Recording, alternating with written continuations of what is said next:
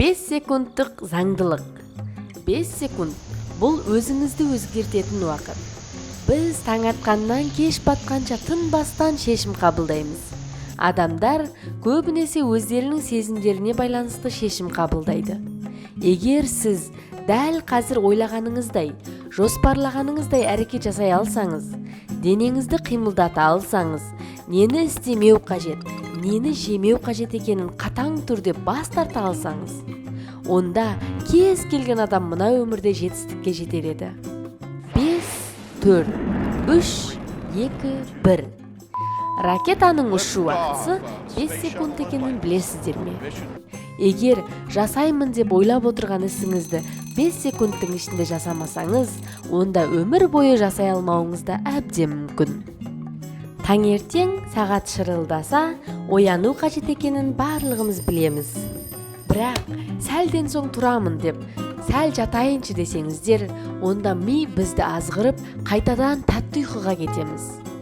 Біз осылай азғыруға алданған сәтте, біздің денеміз оянғысы келсе де, ми бізді ұйықтауға сендіреді. Шаршап отырмын, 10 минуттан кейін, болмаса ертеңнен бастап жасаймын десеңіз, еш нәрсе өзгермейді. Осылай тағы да жата тұрайыншы десеңіз, онда сіздің бүгінгі күніңіз сәтсіз болып, шатасып кетуі мүмкін. Қазірден бастап сіздердің өмірлеріңізді өзгертетін 5 секундтық заңды айтатын боламын. Кереуеттен тұру қажет деп ойлаған сәтте, былай деп айтып көріңіз. 5, 4, 3, 2, 1. Басталды. Көрпеңізді ашып, денеңізді көтеріп, кереуеттен сыртқа шығамыз. Осылай бір күнімізді бастаймыз. 5 секундты санап, бірден іске көшеміз. Бұл сізді рационализациялауға мүмкіндік бермейді. Сіздің көңіл күйіңізге, болмаса дәл сол сәттегі сезіміңізге бағынбай, іс-әрекет жасауға, қимылдауға көмектеседі. Егер біз осындай қарапайым заңдылықты шешім қабылдайтын сәтте сақтайтын болсақ, сіздің күніңіз ертегідегідей басталуы мүмкін. Спортпен айналысу қажет кезде, шаршап отырмын деп жасағыңыз келмесе, диета ұстап жүргенде, алдыңызға сіз ең жақсы көретін тамақты әкеліп қойса, демалып, болмаса ойнап отырғанда сабақ оқу немесе жұмыс жасау қажет екені есіңізге түскен кезде, 5 секундтық заңды есіңізге түсіріп көріңіз. 5 секундтық ереженің авторы Мел Роббинс оқырмандарына былай дейді.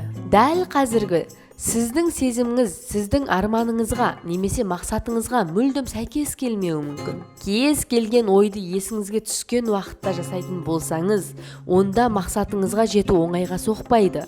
Сол үшін сезім мен іс-әрекетті бөліп қарауды үйрену қажет. 5 секундтық заңдылық дәл осы сезім мен іс-әрекетті бөліп қараудың таңқаларлық амалы болып табылады. Бейнежазбаны көріп, қандай істі жасауды жоспарлап отырсыздар? Сіздерде 5 секундтық заңдылықты пайдаланып, өмірлеріңізді өзгертуге қалай қарайсыздар? Қазірге дейін сіздермен бірге Бақыт Кілті. Рахмет.